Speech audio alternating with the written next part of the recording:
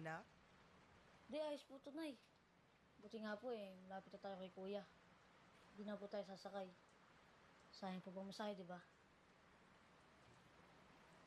O, tingnan niya, Nay. Nay, may libreng tubig, oh. Di ba, tipid? Talaga?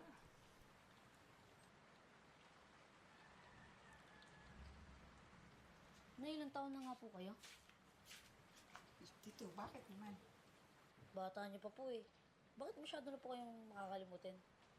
Hindi Bakit? Palagi niyo po kasi nakakalimutan na gerero tayo.